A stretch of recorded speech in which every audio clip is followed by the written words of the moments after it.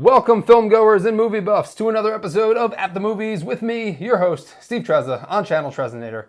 Thank you for watching my video. Today I'm going to be reviewing an older movie. That's why it's a retro review. We're going to be taking a look at the original 1982 Blade Runner. Although the one that I'm going to be reviewing is actually the final cut, so it's actually the 2007 version, somewhere around there. Quick backstory, Blade Runner has been released like a thousand times on different formats throughout the years. But it's pretty well known that like the final cut is like the definitive version. It's like the best version. Now I just rewatched Blade Runner. It was the first time in a few years actually. It's been a while since I've seen it. I saw it when I was younger and I don't think I appreciated it as much than I did now. It's a movie that can not be for everyone. There's some people that think that Blade Runner is overrated, and I completely understand that. Spoiler for things to come, I don't think it's overrated. It was never intended to be this like masterpiece science fiction movie when it initially came out, and then it kind of just turned into that. Or just from the quality of the movie, you can see that it was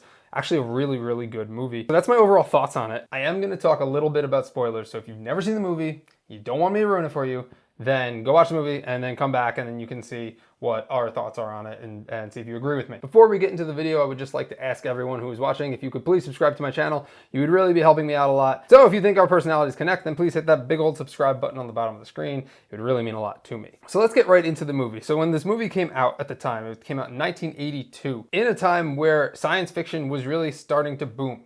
So we had movies like Star Wars, like Alien. Later after Blade Runner, we had movies like The Terminator, Predator. If you want to go even further, Total Recall, all these type of science fiction movies that were kind of popular in the 80s. Blade Runner definitely stands out as one of the better ones in terms of how well it was written, in terms of how well the acting is, and in terms of how well the direction of the movie is. Ridley Scott being the director. So every good movie starts with the story. Let's take a look at the story first. The story for Blade Runner was developed from the novel Do Androids Dream of Electric Sheep by Philip K. Dick. It was, I believe, released in 1968.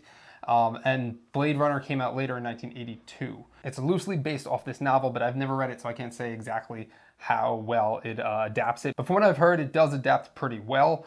I think the screenplay was written pretty good. It was definitely out there for the time.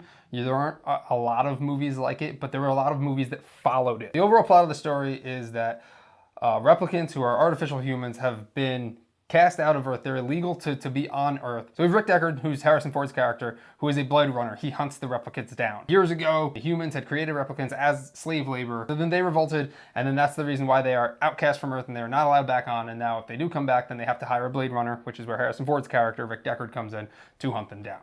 That's the basic premise of the story. Rick Deckard is a burnt out cop. He now takes on a new job to hunt down these replicants that just came back to Earth. Now the other side of the story is that the replicants may not be as bad as they're being turned out to be. They actually now start to have emotions and feelings which they had not had before. So now when Deckard meets Rachel, who is a newer model replicant, and she doesn't even know that she's a replicant, he begins to start questioning if he's really doing the right thing. So there's kind of like an internal struggle going on throughout the whole storyline. I think the story is great. It's written very well for the screen. It's thoroughly enjoyable. Moving on to the direction, which is Ridley Scott. Now, apart from Blade Runner, Ridley Scott has made some fantastic movies. Alien being one of them, Gladiator being one of them. He's an award-winning director, and his direction really shows in this movie. The most suspenseful scene is when Rick Deckard goes to J.F. Sebastian's house, or I guess it's an apartment, and then he comes in confrontation with one of the replicants, and she's just kind of pretending to be one of Sebastian's I guess other experiments that's just sitting there. And that whole setting, the whole theme and setting is very weird, which I guess is why some people maybe don't get Blade Runner, or some people think that it's overrated or don't like it, because it's so far out there from other movies. But that's part of what makes it great. But I'm getting sidetracked. So anyway, that scene I think is the most suspenseful part of the movie. And then after that, we have Rutger Hauer coming in, and then the whole chase down and everything with Rutger Hauer. And Rutger Hauer, really, the only thing he does to really harm Rick Deckard is break his fingers. And it's because he had killed his other replicants, which were kind of like his family. From when I recently watched the movie, I kind of felt sympathy for his character, Roy Batty, because all he really wanted to do was survive. Now, yeah, there's the whole thing where they were in murder squads and everything prior, as you get in the backstory, but that's really all they wanted. That's why they came back down to Earth, was to look for a way to survive, because they were about to expire because they only have a 4-year lifespan. So the direction of the movie I thought was very well done. It made me feel things. The suspense of those parts are great. The movie's dark. It's very futuristic, almost apocalyptic futuristic too. And you could see where a lot of movies later down the line took from Blade Runner. It definitely did a lot for film and for science fiction in general. That's why it's called a science fiction masterpiece. I would definitely say this is a revisionist science fiction film for the time that it came out. So let's get into the acting. The acting in the movie, we have Harrison Ford, we have Rutger Hauer, who are I would say probably the two biggest actors in the movie. I think that the replicants all do a pretty good job. Rutger Hauer, by far, I think, takes the movie. All those moments will be lost in time. Like tears in rain. I think he outperforms Harrison Ford. Harrison Ford kind of plays his like angry Harrison Ford character that he plays in every movie, which isn't bad. It's still good, but you know, you get the same type of character with Han Solo and Indiana Jones than you get with Blade Runner. He refuses the call at first. It's the whole hero's journey thing. Initially they want him to be the guy to come and take these replicants in, or actually to expire them, not take them in. But and initially he doesn't want to do it, and then he does take the job, but then he has this internal struggle that's going on between him. Harrison Ford does a fantastic job within the movie. However, Rutger Hauer's acting is just blows everyone away. Especially the end scene when he's holding the dove and he dies and the dove flies away, and when he's chasing down Harrison Ford. The movie kind of like builds up from the beginning, and then once you get to the end, you're like, here. That's one thing that I think the movie really accomplishes, is the build-up from the beginning all the way to the end, with its characters, with its story, with its acting. Now, there's not a lot of things that I can say bad about this movie. One thing that I didn't like in particular, though, was I don't really think that there was a lot of chemistry between Harrison Ford and Sean Young, who played Rachel.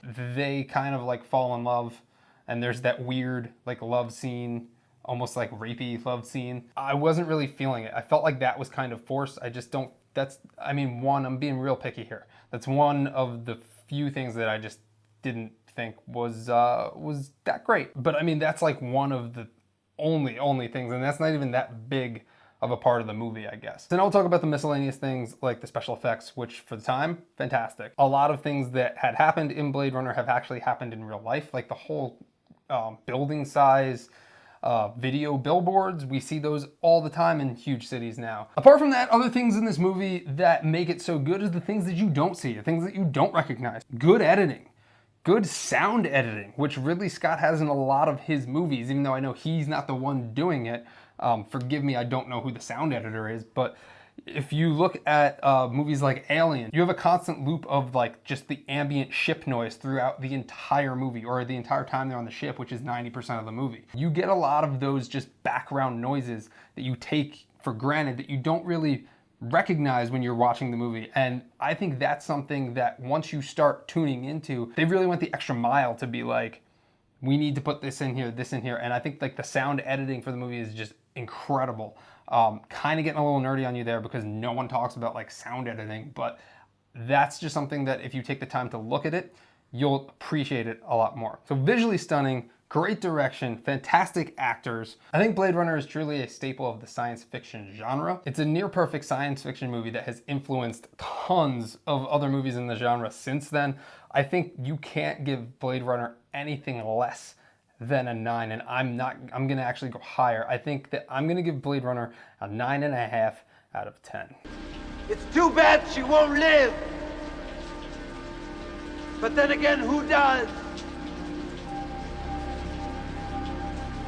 So there you have it. There's my retro review for for Blade Runner. If you haven't seen it and I kind of spoiled most of it for you, then you should still go watch it because it's a fantastic movie. Hopefully you will see the sequel, Blade Runner 2049, as I am actually about to do. By the time of this recording, I have not seen it yet, but by the time this video gets released, I will have released my review already, so go over there, check that out. Please, if you've seen Blade Runner, I want to know your thoughts. So comment in the comment section below. Did you like it? Did you not like it? Are you one of the people that think that it's overrated? Do you think that it's underrated? Because for a very long time, people said that Blade Runner was underrated, and then it kind of gained this cult following and popularity, and now everyone kind of sees it for what I think it really is, and that is a science fiction masterpiece. So, Trezzanator score 9 out of 5 out of 10. If you liked this video, if you liked my review, if you like other movie stuff behind the scenes, if you like beer and beer videos and craft beer and stuff, because I do those videos too, then please check me out over on my channel, Trezzanator. Hit that big subscribe button. It would really mean a lot to me. And you can follow me in life. So follow me on Twitter and on Instagram at Trezzanator. Hopefully I will see you guys over there. Thanks for watching.